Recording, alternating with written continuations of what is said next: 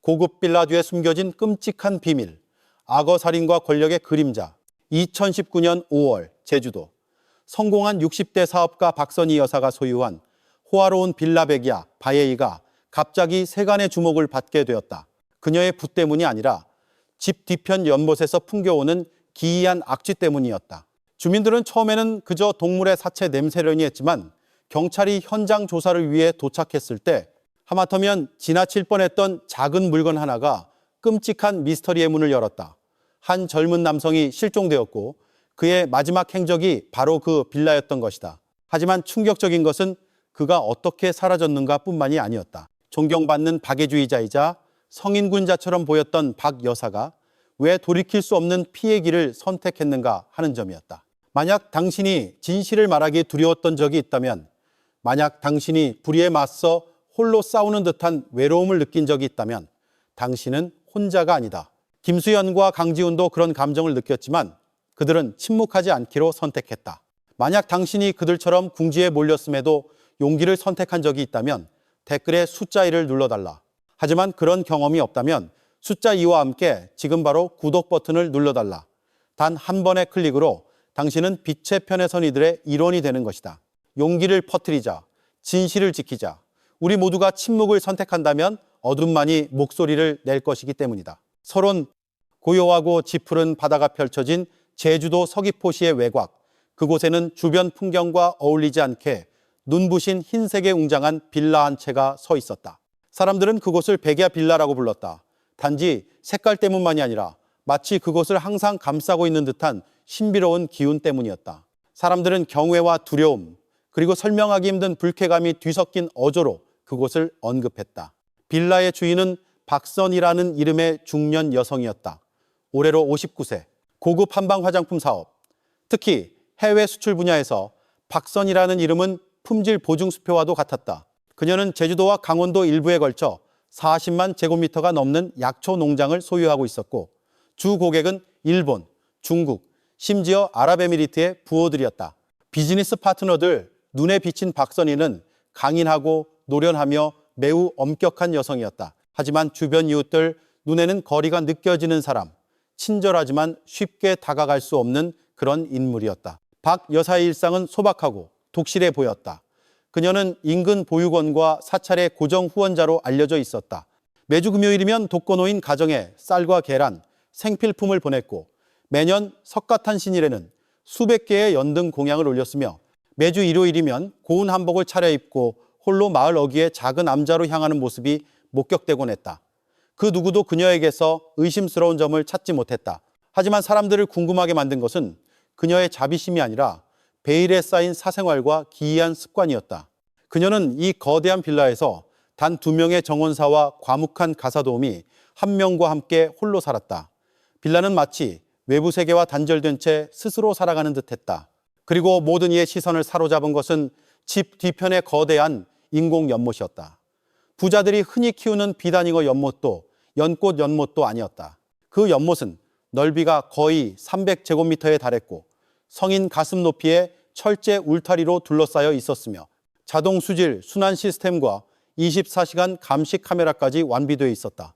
그 안에는 물고기가 아닌 다 자란 샤마거 5마리가 있었다. 각각의 길이는 거의 3m에 달했다. 그중 한 마리는 유난히 검고 공격적이어서 흑표 핵박바라는 별명으로 불렸다. 대체 왜 저렇게 많은 악어를 키우는 걸까?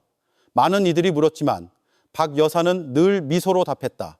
저는 희귀한 걸 좋아해요. 다른 사람들은 페르시안 고양이를 좋아하지만 저는 악어를 좋아하죠. 처음에는 사람들이 그녀를 그저 괴짜, 즉 삶이 지루해진 부유한 미망인의 이상한 취미 정도로 여겼다. 하지만 그 연못, 5마리의 포식자가 담긴 그 연못이 훗날 제주도 전체를 뒤흔들 끔찍한 미스터리의 중심이 되리라고는 아무도 예상하지 못했다. 그리고 모든 것은 8월의 어느 무더운 아침, 의문스럽게 피어오른 악취와 함께 시작되었다. 그날 아침, 제주도의 하늘은 무거운 구름으로 뒤덮여 있었다. 바람 한 점 없어 공기는 후텁지근하고 피부에 끈적하게 달라붙었다. 주택가와 백야 빌라를 가르는 좁은 골목길에서 주민들의 불안감이 커지기 시작했다. 이건 보통 사체 냄새가 아니에요. 김씨 아주머니가 얇은 수건으로 코를 막으며 투덜거렸다. 코끝에 화학약품 냄새 같은 게 섞여 있어요.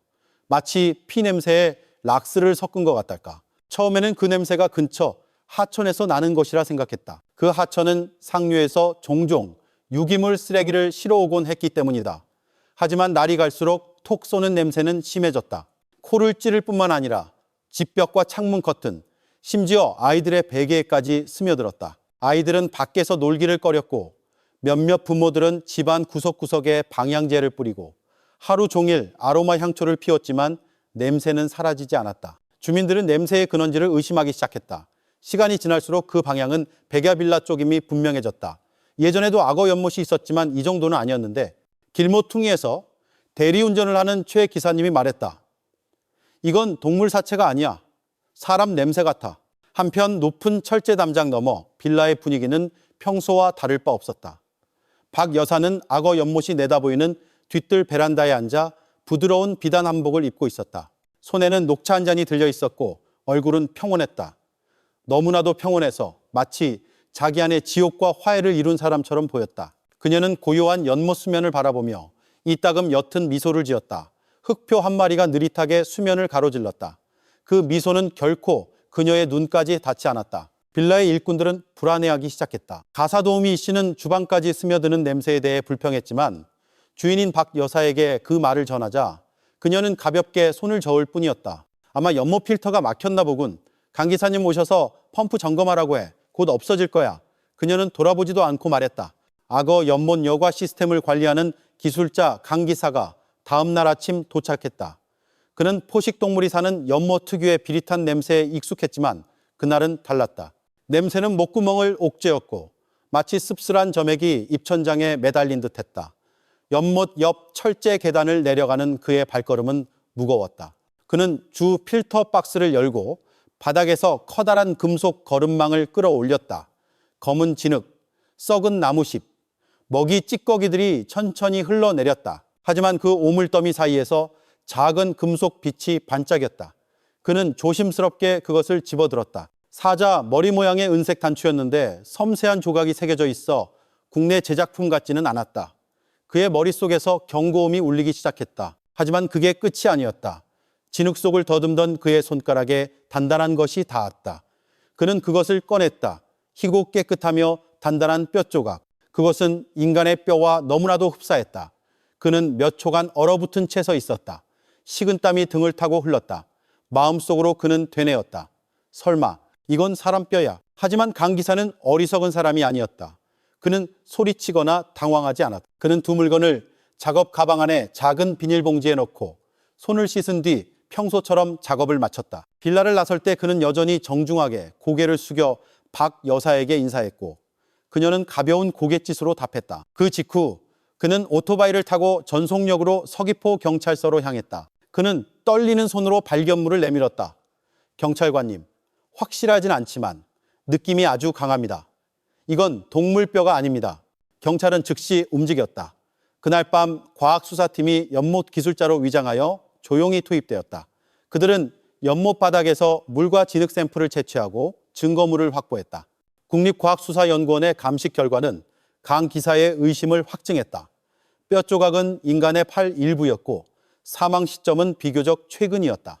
그리고 은색 단추는 실종 신고 기록과 대조한 결과 23세의 건축학과 대학생 이민준의 소유물과 일치했다. 이민준은 일주일 전 룸메이트에 의해 실종 신고되었으며 마지막으로 목격된 곳은 박 여사가 자주 방문하던 라운지에서 아르바이트를 할 때였다. 하지만 경찰은 아직 움직일 수 없었다. 증거가 부족했다. 사흘째 밤 중대한 결정이 내려졌다. 악어 연못의 물을 전부 빼내는 것이었다. 산업용 양수기 2대가 비밀리에 동원되었다. 작업은 희미한 조명과 긴장감 넘치는 정적 속에서 새벽에 이루어졌다. 그리고 연못물이 줄어들기 시작했을 때 그들은 무언가를 발견했다. 악어 연못의 물이 서서히 빠지자 짙은 검은 진흙이 떠오르고 악취는 더욱 심해졌다.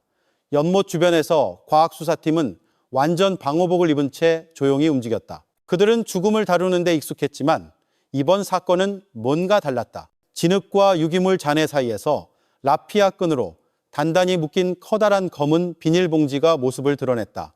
한 팀원이 그것을 열자 현장에 있던 모두가 숨을 죽였다. 안에는 여러 겹의 천으로 쌓여 있고 냄새를 가리고 부패를 촉진하기 위해 생석회가 뿌려진 인간의 신체 부위가 들어있었다. 하지만 그 모든 노력은 실패했다. 죽음의 향기는 여전히 지독했다. 곧이어 또 다른 봉지 하나가 그리고 2개가 더 발견되었다. 총 4개의 봉지, 내용물은 비슷했다. 몇몇 봉지는 이미 찢어져 악어에게 물린 깊고 잔혹한 이빨 자국을 드러내고 있었다. 살점이 찢겨나가고 뼈가 흩어져 있는 모습은 마치 맹수의 잔치 끝을 보는 듯했다. 하지만 더 충격적인 것은 내용물이 아니라 시신을 절단한 방식이었다. 절단면은 깨끗하고 정교했다. 혼란이나 분노의 흔적은 보이지 않았다. 이것은 이성을 잃은 사람의 소행이 아니었다. 자신이 무엇을 하고 있는지 정확히 아는 누군가의 소행이었다. 침착하고 계획적이며 냉정했다. 빌라 안에서 박 여사는 거실 소파에 앉아 있었다. 황금빛 세틴 잠옷을 입고 머리는 단정하게 쪼글 찐 모습이었다. 경찰이 들어섰을 때 그녀는 잠시 쳐다보더니 차를 한 모금 마셨다. 연못 필터가 고장 났나요? 그녀가 무심하게 물었다. 수사관은 바로 대답하지 않았다. 그들은 그녀의 텅 빈 눈빛을 살피느라 더 바빴다. 무관심해서가 아니라 마치 드러내기에는 너무나 어두운 무언가를 숨기고 있는 듯했다. 한편 양수기는 계속 작동했다. 물이 줄어들어 마침내 연못바닥이 온전히 드러났다. 진흙은 걸쭉해졌고 불안해하기 시작한 악어들 사이에서 수사관들은 인간의 팔 한쪽을 발견했다. 그 팔에는 무언가가 있었다. 날개를 펼친 붉고 주황빛의 불사조 문신, 그 아래에는 Never Look Back이라는 글자가 새겨져 있었다. 한 팀원이 즉시 실종자 파일을 열었다. 문신은 일주일 전 실종 신고된 건축학과 대학생 이민준의 것과 100% 일치했다. 이민준, 23세. 똑똑하고 성실한 대학생이자 경기도에서 올라온 자취생. 그는 박 여사가 자주 드나들던 고급 라운지에서 아르바이트를 했다. 이민준의 실종은 처음에는 대수롭지 않게 여겨졌다. 젊은이들은 때로 흔적도 없이 사라지곤 하니까. 하지만 그가 악어 연못바닥에서 토막난 시신으로 발견되리라고는 아무도 예상하지 못했다. 수사관이 문신 사진을 보여주자 박 여사는 잠시 흘끗 볼 뿐이었다. 민준이, 그녀가 나지막이 되뇌었다. 알고 있어요. 예의 바른 아이였죠. 하지만 본지 꽤 됐어요. 마지막으로 만난 게 언제죠? 그녀는 어깨를 으쓱했다. 글쎄요, 한 2주 전쯤? 그녀의 태도는 변함이 없었다. 침착하고 거의 느긋하기까지 했다. 심지어 연못거름망에서 발견된 은색 단추를 보여주었을 때도 그녀는 얇은 눈썹을 찡그릴 뿐이었다. 비싼 단추네요. 비슷한 건 본 적 있지만 제 건 아니에요. 한 수사관의 눈빛이 날카로워지기 시작했다. 마음속으로 그는 생각했다. 이 여자는 보통이 아니야. 그 이상이야. 수사팀은 그녀를 바로 압박하지 않기로 결정했다. 그들은 서울에서 범죄 심리 전문가를 불렀다. 단순한 신문 이상이 필요했다. 그들은 우아한 여성의 몸 안에 숨겨진 괴물의 마음속으로 깊이 파고들어야만 했다. 빌라 밖에서는 소문이 퍼지기 시작했다. 주민들은 수군거렸고 언론은 선정적인 냄새를 맡았다. 백야 빌라 살인사건, 악어가 시신을 먹다. 뜬 소문은 연못 바닥의 진흙보다 빠르게 퍼져나갔다. 그리고 그 모든 것의 중심에서 한 가지 사실이 분명해졌다. 이민주는 단순한 희생자가 아니라 열쇠였다. 연못에 물이 마르고 증거물이 수집되자 수사는 가장 복잡한 단계, 즉 동기를 파악하는 단계로 들어섰다. 범인이 누구인지를 아는 것만으로는 충분하지 않았다. 대중, 그리고 특히 피해자 가족이 알고 싶어하는 것은 왜였다. 수사팀은 복잡한 퍼즐을 맞추기 시작했고 그러기 위해서는 멀리 과거로, 박선희 여사의 과거로 돌아가야만 했다. 그녀의 본명은 윤미숙, 강원도의 작은 산골 마을에서 태어났다. 아버지는 배추 농사를 지었고 어머니는 시장에서 전을 부쳤다. 그들은 가난했다. 아주 가난했다. 그리고 어린 미숙은 척박한 환경에서 자랐다. 어릴 때부터 그녀는 농부의 딸이면 큰 꿈은 꾸지 마라와 같은 말을 듣는데 익숙했다. 그 열등감은 그녀와 함께 자라났다. 그녀는 아름답고 똑똑했으며 야망이 있었다. 하지만 다른 많은 여성에게 축복이었을 아름다움은 그녀에게는 생존을 위한 주된 무기가 되었다. 그녀는 세상이 단지 노력만으로는 자신에게 자리를 내주지 않을 것임을 알았다. 세상은 화려해 보이는 것을 좋아했다. 17세의 윤미숙은 고향을 떠나 서울로 갔다. 그녀는 닥치는 대로 일했다. 가정부, 카페, 종업원, 그리고 고급 라운지의 접객권까지. 그곳에서 그녀는 부드럽게 말하는 법, 통제된 미소를 짓는 법, 그리고 자신이 보이는 것 이상이라고 사람들을 믿게 만드는 법을 배웠다. 그녀 인생의 전환점은 한 부유한 노인을 만났을 때 찾아왔다. 막 성장하던 건설 프로젝트의 소유주였다. 그는 아내를 잃은 지 얼마 되지 않았고 미숙은 마치 바위 틈에 스며드는 물처럼 그의 삶 속으로 들어갔다. 2년 만에 그들은 결혼했다. 그녀의 나이 27세, 남편은 58세였다. 그들의 결혼은 사랑이 아니었다. 계약이었다. 남편은 사교 행사에 함께할 젊고 아름다운 아내를 얻었고 미숙은 지위, 사회적 신분, 재산, 그리고 그동안 멀리서 바라보기만 했던 세상으로의 접근권을 얻었다. 20년 동안 미숙, 아니 박선희는 자신의 역할을 완벽하게 수행했다. 그녀는 충실한 아내, 예의 바른 의부서머니, 그리고 남편의 모든 거래를 옆에서 조용히 배우는 사업가가 되었다. 남편이 뇌졸중으로 사망하자 모든 재산은 그녀의 손에 들어왔다. 하지만 부와 지위는 결코 마음의 상처를 치유할 수 없었다. 값비싼 한복과 거대한 집 뒤편에서 박선희는 종종 거울에 비친 자신의 그림자를 바라보았다. 눈가의 주름, 예전만큼 부드럽지 않은 목소리, 그리고 밤마다 자신을 갉아먹는 정적. 그녀에게는 진정한 친구가 없었고 의붓 자식들은 멀어졌으며 한때 동경했던 세상은 이제 텅 비게 느껴졌다. 나이가 들면서 늙어감과 통제력을 잃는 것에 대한 두려움이 그녀 안에서 자라나기 시작했다. 그녀는 점점 더 고립되었고 웅장한 빌라 안에 자신만의 성을 쌓았다. 그녀는 단지 존경받고 싶었던 것이 아니었다. 경외받고 지배하고 싶었다. 그녀는 다른 사람들의 우주의 중심이 되고 싶었다. 그리고 그때 이민준이 나타났다. 젊고 잘생기고 공손하며 길들이기 쉬운 그들의 관계는 이민준이 일하던 라운지에서 시작되었다. 처음에는 가벼운 대화, 그 다음은 저녁 식사, 작은 선물들, 그리고 마침내 불균형한 관계로 이어졌다. 이민준은 자신이 외로운 부잣집 사모님을 돕고 있다고 생각했다. 하지만 박선희에게 그는 자신의 마지막 예술 작품을 빚고 있는 것이었다. 한 인간의 삶에 대한 궁극적인 권력의 상징. 이민준에게는 오피스텔, 스포츠카, 명품 옷이 주어졌다.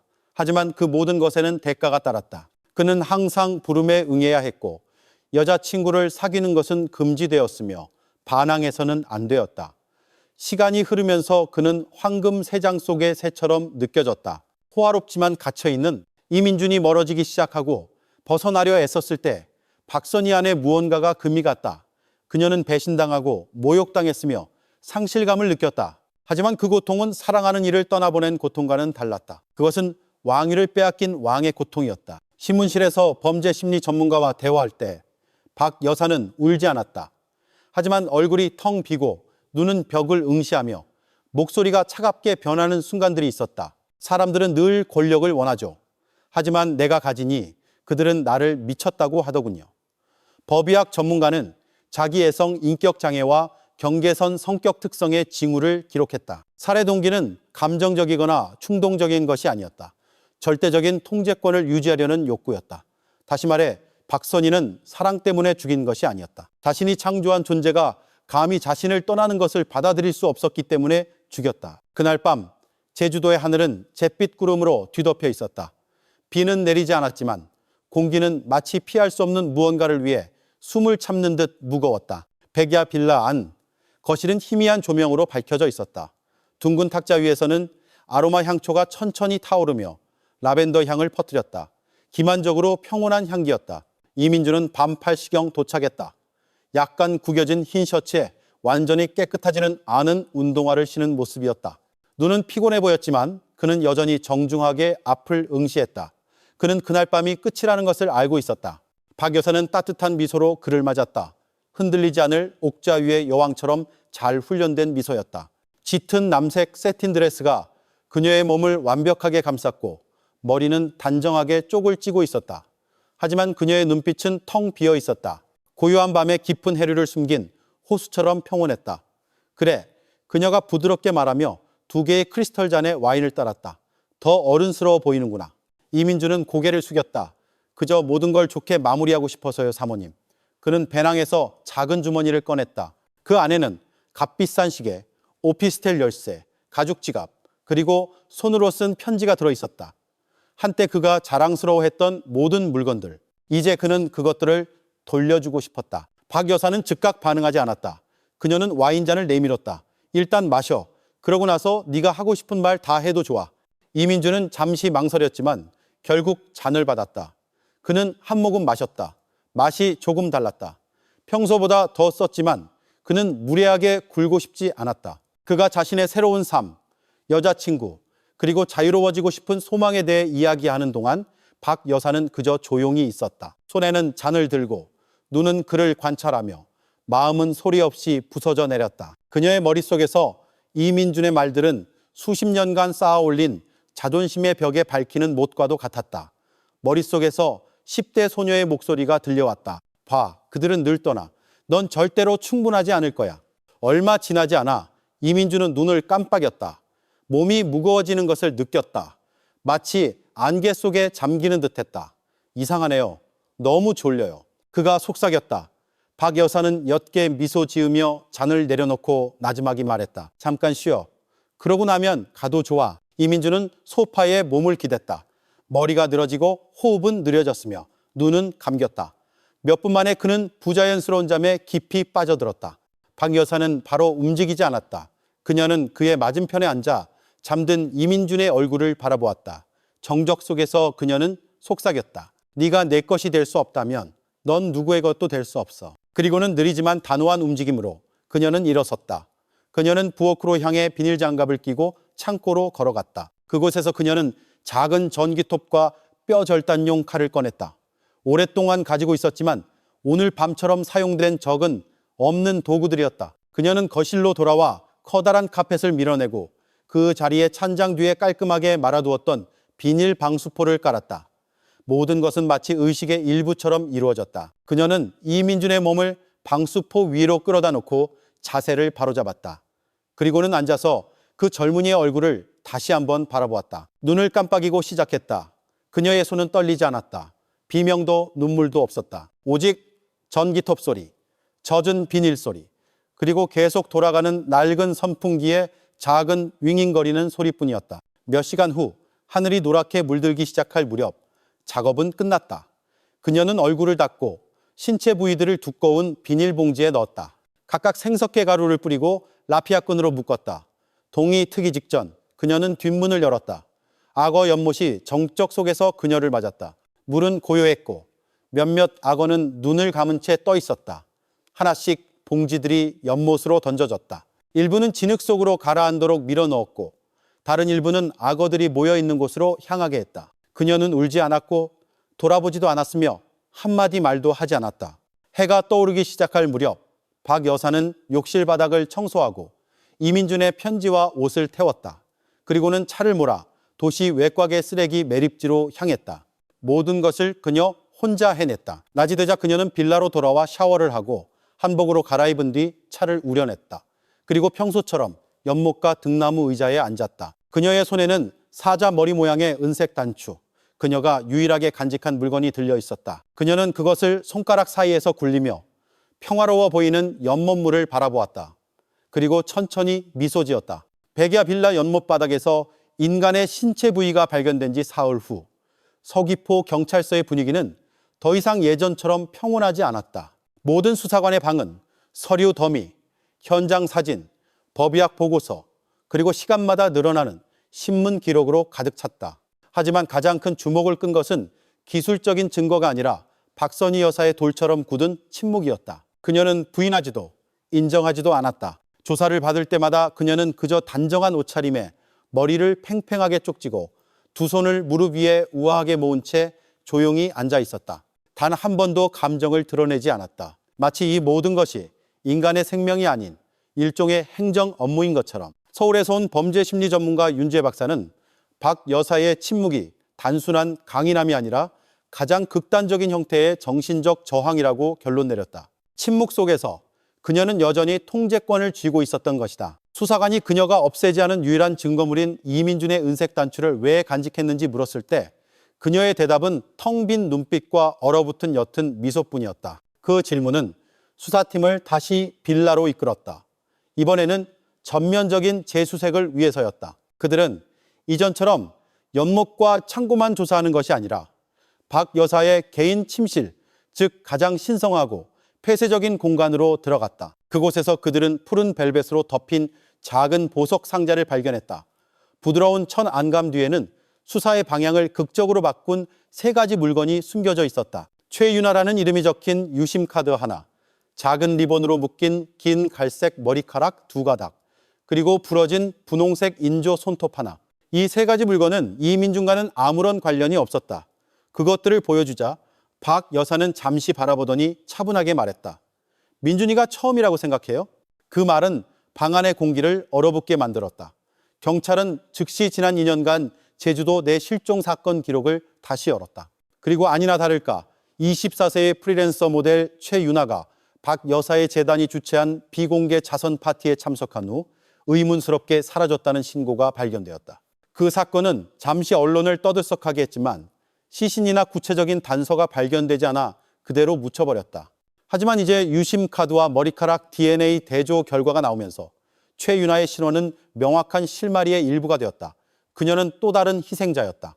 이로써 사건의 양상은 달라졌다.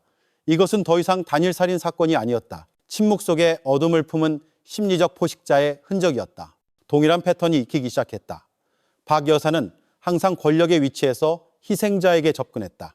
나이가 많고 더 부유하며 더 영향력 있는 그녀는 의존성을 구축하고 사치의 환상을 만들어낸 다음 그들의 삶을 완전히 장악했다. 희생자가 벗어나고 싶어하기 시작하면 그녀는 말 그대로 그들을 세상에서 지워버렸다.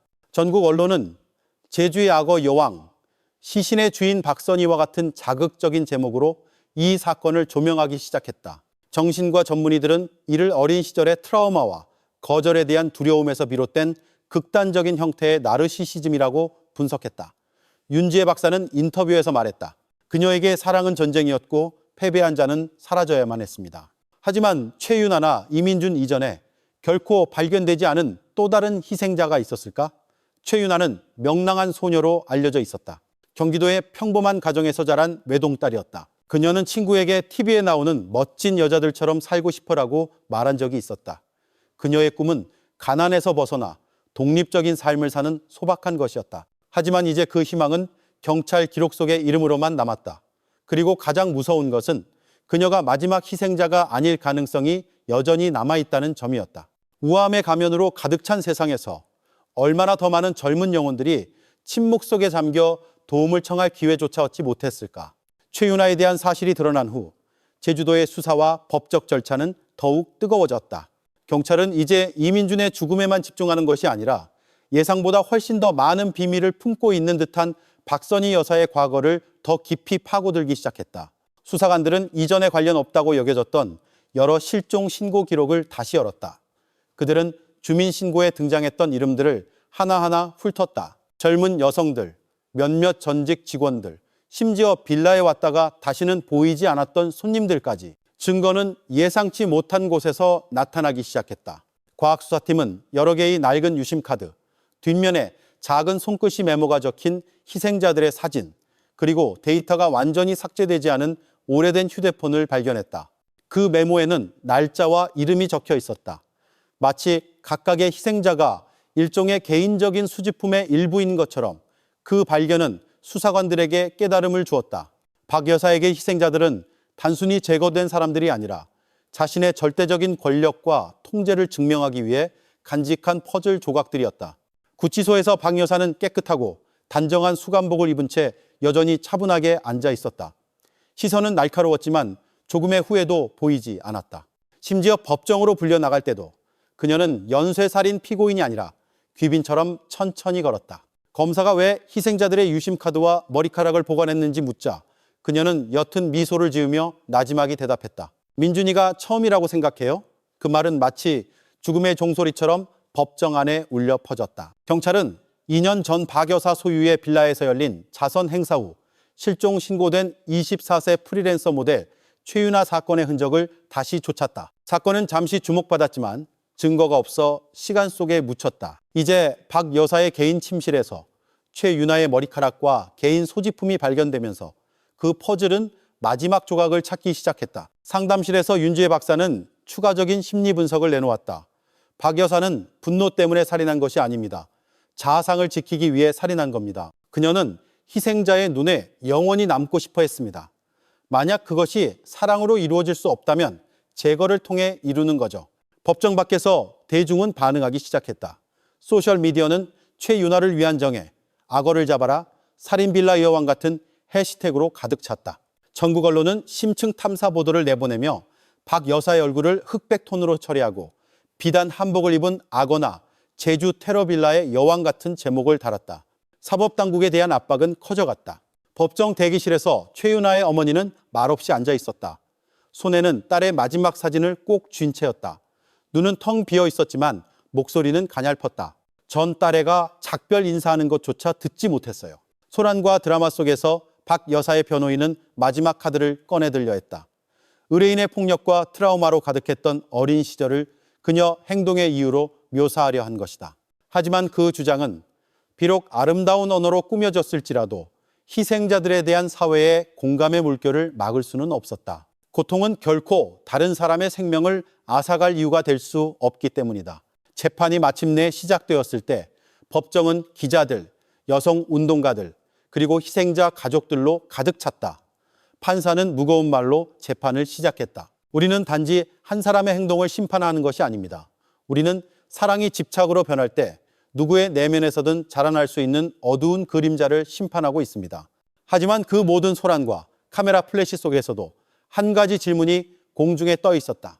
말보다 더 조용하고 판결보다 더 무서운, 그 이름조차 알려질 기회가 없었던 얼마나 많은 희생자들이 저 고요한 빌라의 침묵 속에 묻혀 있는가.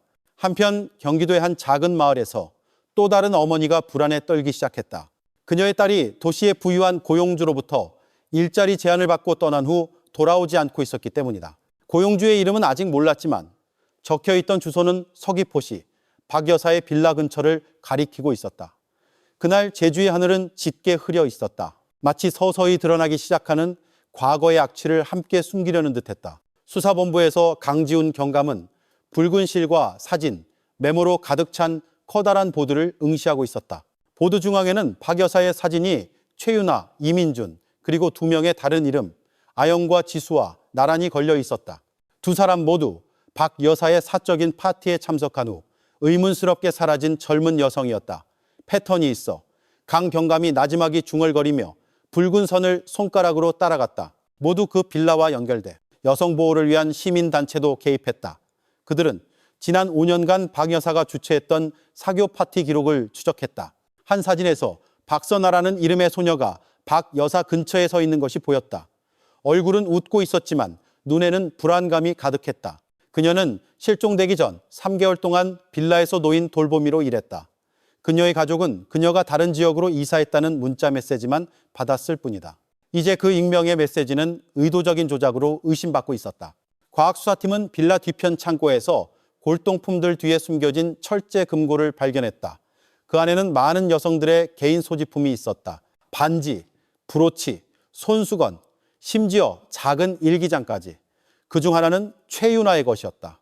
마지막 페이지에는 이렇게 쓰여 있었다. 누군가 나를 지켜보는 것 같아. 무섭지만 어디로 가야 할지 모르겠어. 이 모든 것은 박 여사가 단순한 살인범이 아니라 희생자들로부터 얻은 트로피를 보관하는 나르시시스트 포식자라는 이론을 뒷받침했다.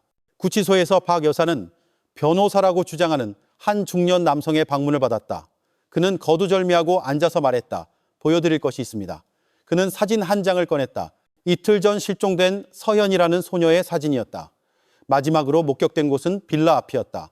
박 여사의 얼굴이 굳어지기 시작했다. 그녀는 통제력을 유지하려 애썼다. 이 모든 걸 없애는데 얼마를 지불해야 하죠? 그녀가 차갑게 물었다. 남자는 그녀를 날카롭게 쳐다보았다. 당신이 나를 변호하러 온 게 아니라면 여기 온 목적이 뭐죠?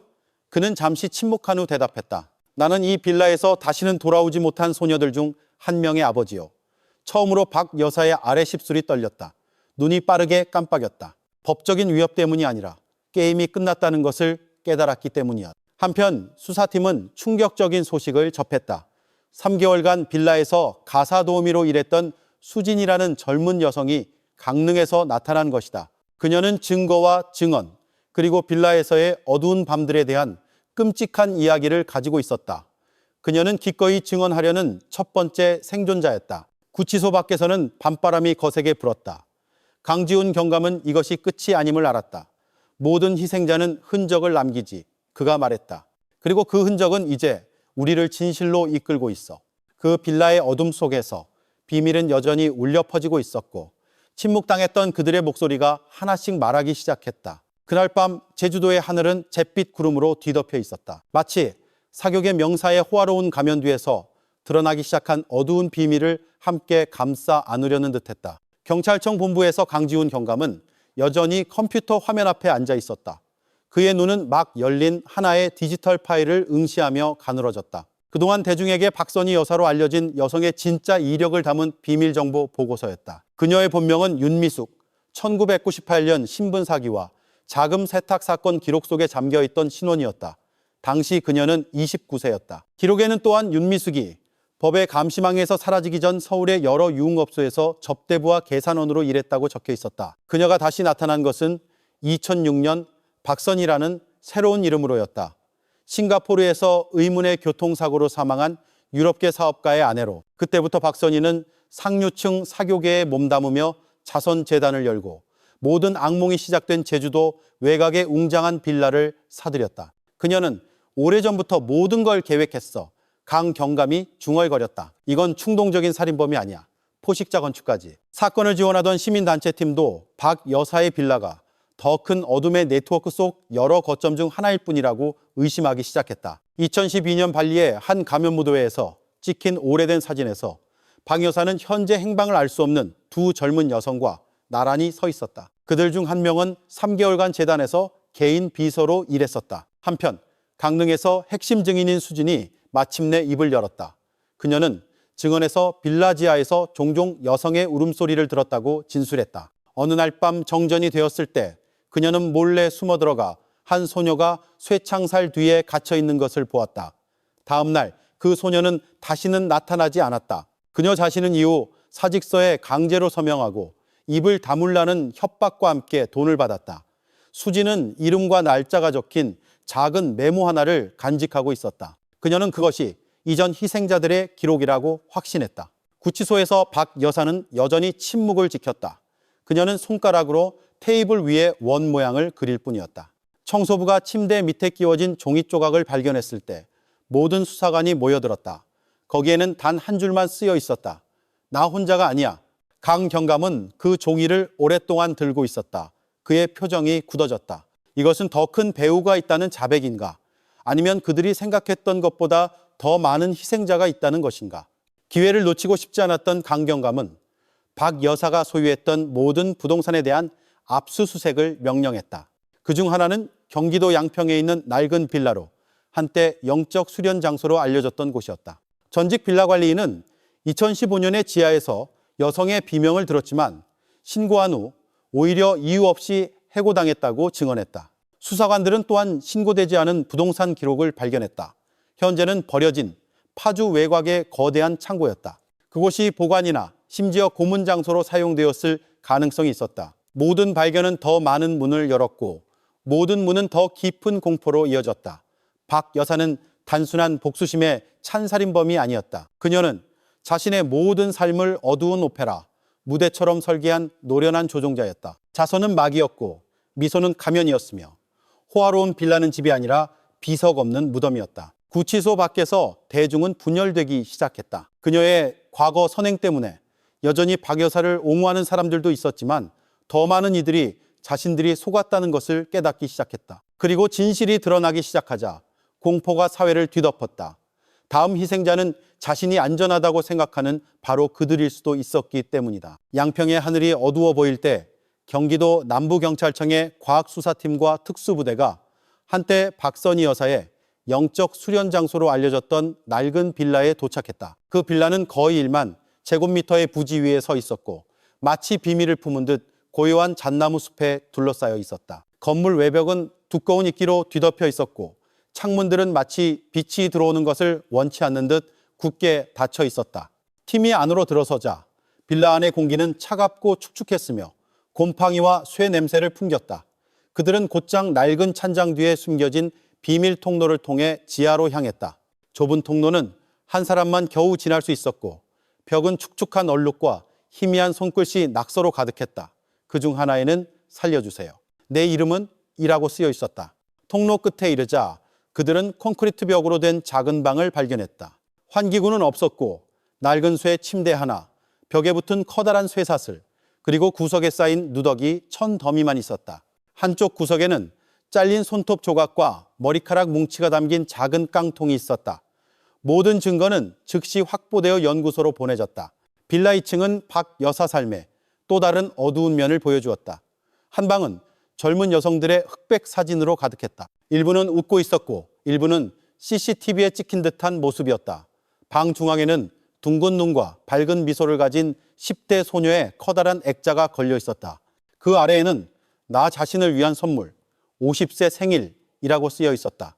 그 문장은 죄책감 없는 자백과도 같았다. 마치 모든 생명이 단지 수집품에 불과하다는 듯이. 이건 단순한 살인이 아니야. 정신병 박물관이야. 강경감이 날카로운 어조로 말했다. 빌라에서 멀지 않은 곳, 대나무 숲 뒤편에서 팀은 콘크리트로 덮인 낡은 우물을 발견했다. 덮개를 열자 악취가 현장의 모든 일을 덮쳤다. 우물 바닥에서는 뒤섞인 인간의 유골이 발견되었다. 최소 3구 이상으로 추정되었고 모두 젊은 여성이었다. 이 발견은 양평 빌라가 단순한 격리 장소가 아니라 체계적인 학살 장소였다는 의심을 확증했다. 대중은 경악했다.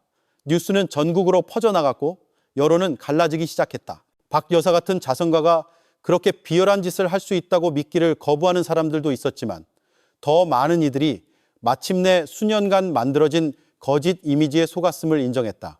양평 빌라가 수색되었다는 소식을 들었을 때 박 여사는 그저 웃었다. 그녀는 나지막이 말했다. 당신들이 찾은 건 껍데기일 뿐이에요. 그들의 영혼은 오래전에 떠났죠.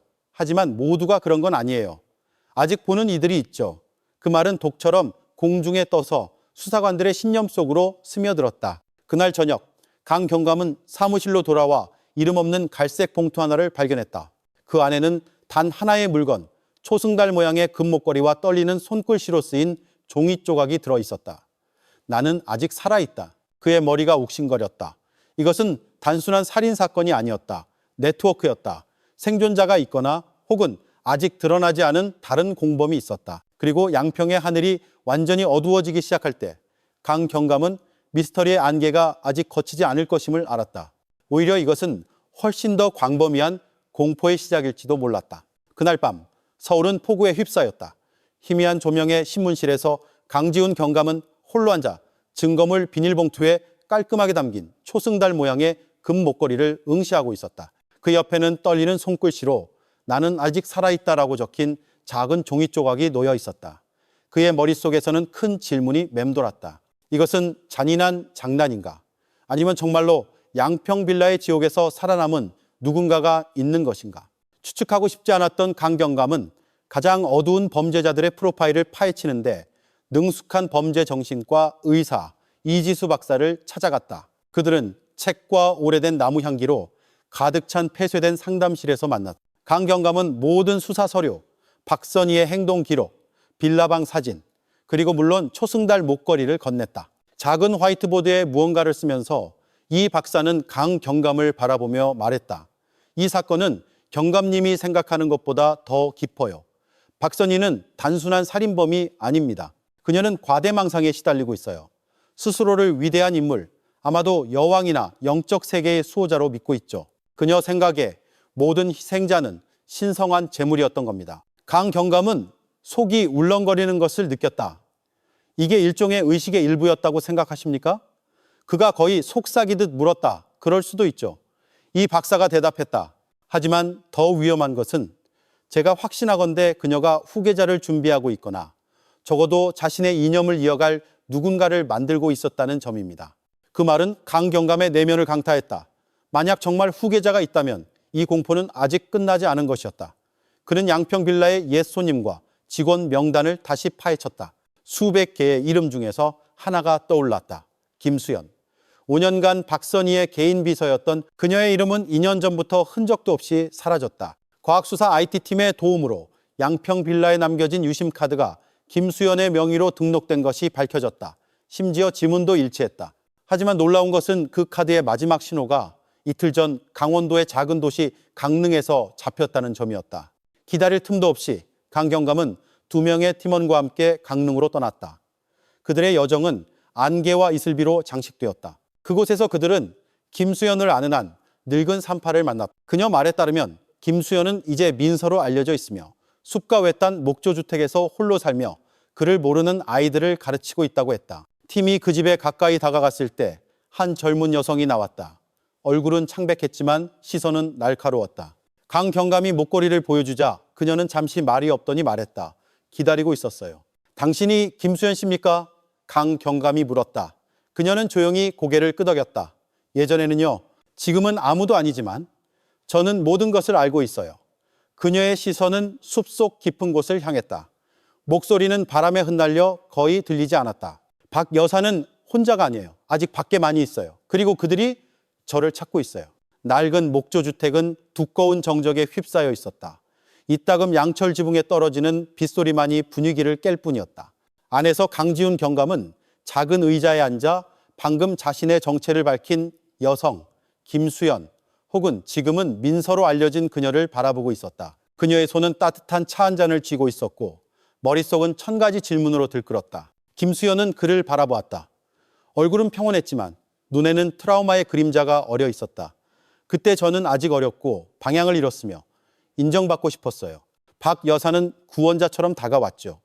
하지만 알고 보니 그녀는 저를 가난보다 훨씬 더 어두운 구멍으로 끌고 들어갔을 뿐이었어요. 나지막한 목소리로 그녀는 그동안 묻어두었던 비밀의 장막을 걷기 시작했다. 그녀는 백야회, 바이에웨라는 이름의 비밀스러운 엘리트 집단에 대해 이야기했다. 사회 각계각층의 권력자들이 만든 조직이었다. 사업가, 관료, 종교 지도자 모두 질서와 도덕의 이름으로 인간을 정화한다는 하나의 목적을 가지고 있었다. 그들은 세상이 쓸모없는 사람들로 너무 가득 찼으며 문명을 구하는 유일한 방법은 그들을 조용히 제거하는 것이라고 생각했다. 그들은 그것을 정화의 밤이라고 불렀어요. 김수연이 떨리는 목소리로 말을 이었다. 희생자들은 아무도 없는 사람들이었죠. 길거리 아이들, 노숙자들, 사라져도 아무도 찾지 않을 가난한 대학생들. 강경감은 마른 침을 삼켰다. 박선희, 그녀는 이 모든 것의 일부였군요. 일부만이 아니에요. 김수연이 대답했다. 그녀는 지역 책임자였어요. 그리고 그 빌라는 단순한 휴식처가 아니었어요.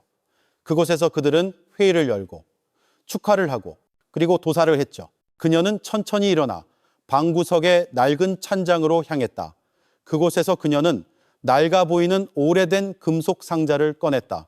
목에 걸린 작은 열쇠로 그녀는 그것을 열었다. 안에는 USB 드라이브, 몇 장의 폴라로이드 사진, 손으로 쓴 메모, 그리고 박선희의 것과 똑같은 초승달 모양의 은목걸이가 들어있었다. 강경감은 데이터를 노트북으로 복사했다.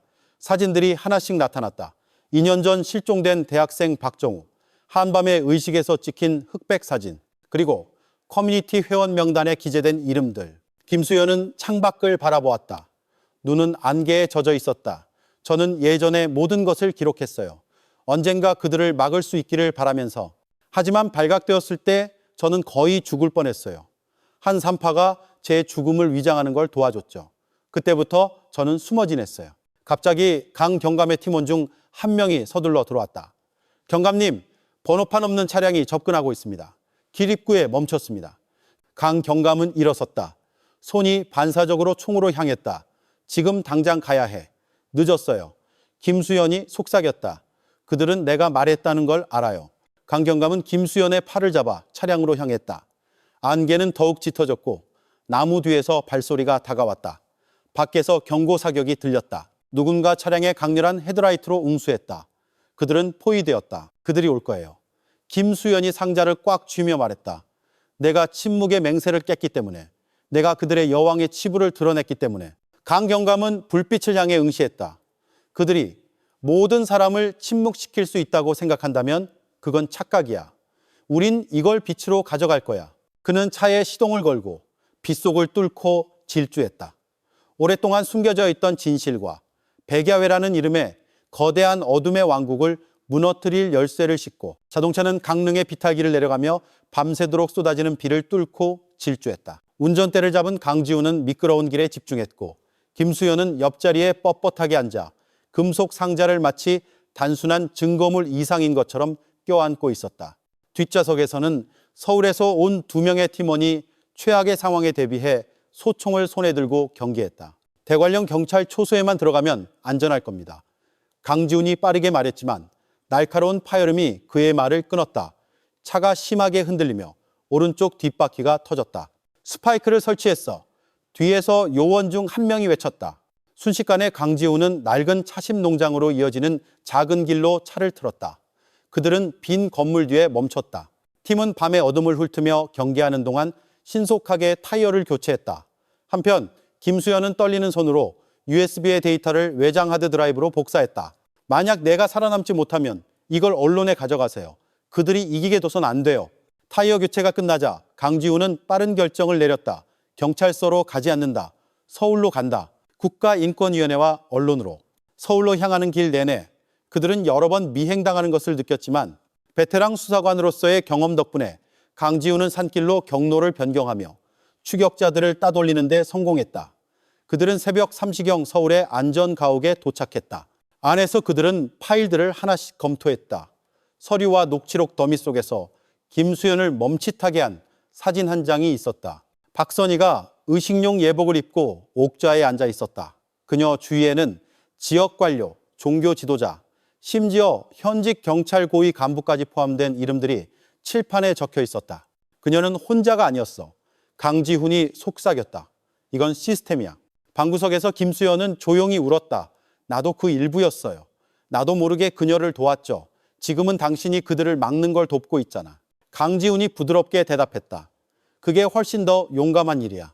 강지훈은 위성전화를 들고 예전에 비슷한 사건을 폭로하다가 거의 살해당할 뻔했던 서울의 한 베테랑 탐사보도 기자에게 연락했다.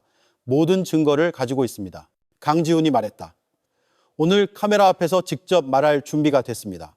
한편 안전가옥 밖에서는 멀리서 2개의 그림자가 나타나 그들을 감시하고 있었다. 대포폰에서 알 수 없는 번호로 짧은 메시지가 전송되었다. 그들이 서울에 도착했다. 증거를 가지고 새벽이 밝아오기 시작했다. 새벽 기도를 알리는 소리가 멀리서 울려 퍼졌다. 강지훈과 김수현은 모든 진실을 손에 쥐고 그것이 죽음에 맞서는 것을 의미할지라도 모든 것을 공개할 준비를 했다. 그날 아침 서울, 해는 막 떠올랐지만 긴장감은 진실의 소리라는 언론사 편집국 사무실을 가득 채우고 있었다. 어두운 커튼 뒤 작은 스튜디오에서 강지훈과 김수현은 그동안 건드릴 수 없었던 시스템의 가장 어두운 진실을 방송할 카메라 앞에 나란히 앉았다. 그들 사이에는 외장 하드 드라이브가 놓여 있었고 사이버 공격이 발생할 경우를 대비한 예방 조치로 해외 서버에 연결된 노트북과 연결되어 있었다. 5년 전 불법 유료 카르텔을 폭로한 후 사라졌던 베테랑 기자 김민석이 방송을 이끌었다. 시간이 많지 않습니다. 그가 나지막이 말했다. 이 방송이 끝나면 모든 것이 바뀔 겁니다. 정확히 오전 8시 방송이 시작되었다. 김수현의 얼굴이 먼저 화면에 나타났다. 목소리는 떨렸지만 입에서 나오는 모든 단어는 단호함으로 가득 차 있었다. 그녀는 박선희가 이끄는 어둠의 네트워크의 일부였음을 인정했다. 어떻게 사치와 위협에 빠졌는지, 그리고 그 네트워크가 어떻게 영적 조종과 권력을 이용해 정치인, 기업가, 심지어 공권력까지 통제했는지를 이어서 강지훈은 6분짜리 영상을 재생했다. 그 안에는 영향력 있는 인물들이 숲속에서 어두운 의식을 따르는 모습이 담겨 있었다. 몇몇 얼굴은 대중에게도 익숙했다. 심지어 한 고위 중앙 관료가 이상한 의식용 물건을 든 박선희 앞에서 무릎을 꿇고 있는 모습도 보였다. 자금 이체 내역, 대화 녹취록, 그리고 전략적 부지 소유권 문서들이 차례로 화면에 나타났다. 모든 증거는 더 깊은 부패의 층을 드러냈다. 이것은 단순한 사이비 종교가 아닙니다. 강지훈이 말했다. 이것은 특정 인물에 대한 공포와 숭배를 기반으로 한 권력의 인프라입니다. 2시간도 채 안 돼요. 그 영상은 널리 퍼져나갔다. 강릉이 진실이라는 해시태그가 실시간 트렌드가 되었다. 대부분의 대중은 분노하고 믿지 못했지만 김수현과 강지훈의 용기 있는 행동을 지지했다. 하지만 그들이 예상했던 대로 반격도 시작되었다. 진실의 소리 부산지사는 화염병 공격을 당했고 소셜미디어는 강지훈을 외국 스파이라고 비방하고 김수현을 돈 받고 연기하는 배우라고 비난하는 익명의 계정들로 넘쳐났다. 그러나 그 물결은 막을 수 없었다. 대학생들이 거리로 나왔고 사회 원로들이 목소리를 내기 시작했다. 국가인권위원회와 검찰은 합동조사팀을 구성했다. 영상에 등장한 몇몇 인물들은 조용히 사임하기 시작했고 어떤 이들은 갑자기 해외로 휴가를 떠났다. 그날 오후 특수팀이 강릉에 있는 박선희의 호화주택을 급습했을 때 집은 비어 있었다. CCTV는 이틀 전부터 꺼져 있었다. 2명의 경호원은 밭둑에 버려진 차 안에서 시신으로 발견되었다. 입은 테이프로 막혀 있었고 손가락은 부러져 있었다. 살해되기 전 고문을 당했을 가능성이 있었다. 거실 테이블에는 손으로 쓴 종이 조각이 있었다. 나를 깨워줘서 고마워. 게임은 이제 막 시작됐어. 그 문장은 강지훈이 굳은 턱으로 천장을 바라보게 만들었다. 김수현은 격렬하게 뛰는 왼쪽 가슴을 붙잡고 말이 없었다. 그들은 이것이 끝이 아니라는 것을 깨달았다. 하지만 진실은 드러났고 이제 그들은 더 이상 혼자 걷지 않았다. 전국을 뒤흔든 생방송이 나간 지 2주 후 강릉의 분위기는 서서히 평온을 되찾았다. 하지만 남겨진 상처는 쉽게 아물지 않았다. 대도시에서는 김수현과 강지훈의 얼굴을 그린 벽화가 나타나기 시작했다. 진실을 밝힌 용기라는 문구와 함께 그들은 어둠의 권력에 대한 저항의 상징이 되었다. 비록 두 사람 모두 이제 국가의 증인 보호 프로그램 아래 높은 경계 속에서 살고 있지만 그러나 박선희의 그림자는 사라지지 않았다. 지금까지 그녀의 행방은 감지되지 않았다. 여권과 신분은 사라졌고 국제적인 네트워크를 이용해 도망쳤을 가능성이 컸다. 하지만 강원도의 한 외딴 산골 마을에서 은발과 날카로운 눈빛을 한 노파가 주민들에게 이상한 약초를 나눠주는 모습이 종종 목격되었다. 아무도 그녀의 이름을 몰랐지만 한 어린아이는 이렇게 말했다. 그 할머니는 혼잣말을 좋아해요. 자기가 예전에 서울에서 여왕이었다고 했어요. 박선희의 네트워크에 연루된 관료와 기업가들에 대한 재판이 진행 중이다. 그들 중 일부는 유죄를 인정했지만 많은 이들이 증거가 조작되었다고 주장하며 부인했다. 김수현은 검은 스크린 뒤에서 증언했다. 마이크가 감정에 떨려 거의 들리지 않았지만 그녀의 목소리는 여전히 단호했다. 그녀는 정의가 비처럼 빨리 오지 않는다는 것을 알았다. 하지만 앞으로 나아가는 모든 걸음이 승리였다. 강지훈은 이제 작가이자 대중강연가가 되었다. 그의 책은 날개 돋친 듯 팔렸고 여러 언어로 번역되었다. 하지만 그는 여전히 겸손함을 잃지 않고 호화로운 삶을 거부하며 호숫가 소박한 목조주택에 사는 것을 더 좋아했다. 그의 집벽에는 그와 김수현이 진실의 소리, 스튜디오 앞에서 처음 만난 날 찍은 사진 한 장이 걸려 있었다. 그 아래에는 이렇게 쓰여 있었다. 네가 목소리를 내지 않으면 어둠이 이기도록 내버려 두는 것이다. 그날 밤 하늘이 맑고 달이 높이 걸렸을 때 김수현이 강지훈에게 전화를 걸었다. 그녀의 목소리는 밤바람처럼 부드러웠다. 아직 편히 잠들지 못하는 것 같아요. 그녀가 말했다. 강지훈은 잠시 침묵했다. 나도 그래. 하지만 어쩌면 우린 편히 잠들 운명이 아닌지도 몰라. 정적이 흘렀고 이내 나지막한 웃음소리가 들렸다. 하지만 적어도 김수현이 덧붙였다. 우리는 다른 사람들보다 먼저 깨어났잖아요. 그리고 멀리 희미한 그림자 속에서 숨 너머에서 한 쌍의 눈이 그들을 지켜보고 있었다. 복수심을 품은 눈, 아직 이야기가 끝나지 않은 눈. 이 이야기는 아직 완전히 끝나지 않았다. 하지만 진실은 제 길을 찾았다. 삶에서 권력, 부, 그리고 명성은 양날의 검이 될 수 있다. 누군가가 탐욕과 타인을 통제하려는 욕구에 자신을 내맡길 때 그들은 인간성을 잃을 뿐만 아니라 수많은 무고한 생명의 위협이 될 수 있다. 이 이야기는 진실이 때로는 존경받는 얼굴과 신성해 보이는 장소 뒤에 숨겨져 있음을 보여준다. 그러나 아무리 정교하게 사악한 계획이 세워지더라도 결국 진실은 제 길을 찾을 것이다. 느릴 수도 고통스러울 수도 있지만 언제나 나타난다. 우리 모두는 불의에 눈 감지 않을 도덕적 책임이 있다. 김수현과 강지훈이 보여준 용기는 영감을 줄 뿐만 아니라 변하는 단 하나의 목소리, 하나의 정직한 행동, 그리고 악에 맞서는 작은 한 걸음에서 시작된다는 것을 우리에게 상기시킨다. 두려움이 당신의 양심을 침묵하게 만들지 마라. 우리가 침묵할 때 말하는 것은 바로 악이기 때문이다.